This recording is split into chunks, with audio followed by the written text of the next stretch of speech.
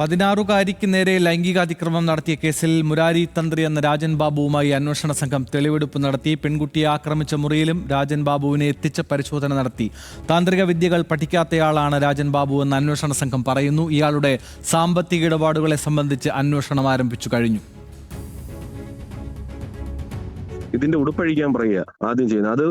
അത് പിന്നെ പറ്റത്തില്ല എന്ന് പറഞ്ഞ ആ പെൺകുട്ടിയുടെ കരണത്താണ് അദ്ദേഹം ആദ്യം അടിക്കുന്നത്.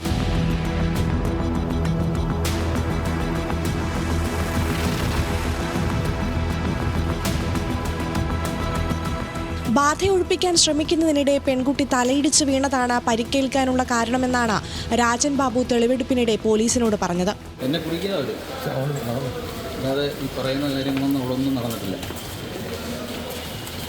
ഒരു കുറേ നാളായിട്ട് പ്ലാൻ ചെയ്തൊരു സ്റ്റീഫൻ എന്ന് പറയുന്ന ഒരാളുടെ നേതൃത്വത്തിലാണ് ഈ കാര്യം നടന്നേക്കുന്നത്.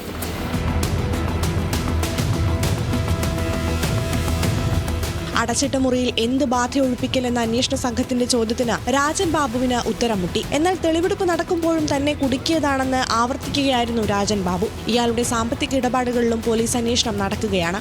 തെളിവ് ഈ സ്റ്റീഫനും അവർ ടീമുമായിട്ട് കൂടാതെ നടത്തിയതിൻ്റെ എല്ലാം തെളിവിട്ടിട്ടുണ്ട്. ഡിവൈഎസ്പിക്ക് പരാതി എടുത്തിട്ടുണ്ട്. ഡിവൈഎസ്പി അതിൻ്റെ അന്വേഷണം സ്റ്റേഷനിലേക്ക് കൊടുത്തിട്ടുണ്ട്.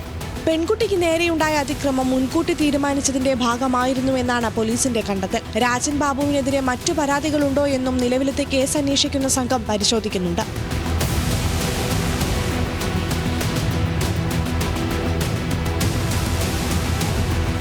ഇയാളുടെ അതിക്രമം നേരിട്ട പെൺകുട്ടിക്ക് സാരമായ പരിക്കേറ്റിരുന്നു. പൂജാമുറി എന്ന പേരിൽ രാജൻ പെൺകുട്ടിയെ കൊണ്ടുപോയത് ബെഡ്റൂമിലേക്കാണെന്നും ബെഡ്റൂമിൽ വെച്ച് പെൺകുട്ടിയെ ആക്രമിക്കുകയായിരുന്നുവെന്നും ബന്ധു പോലീസിന് മൊഴി നൽകിയിട്ടുണ്ട്.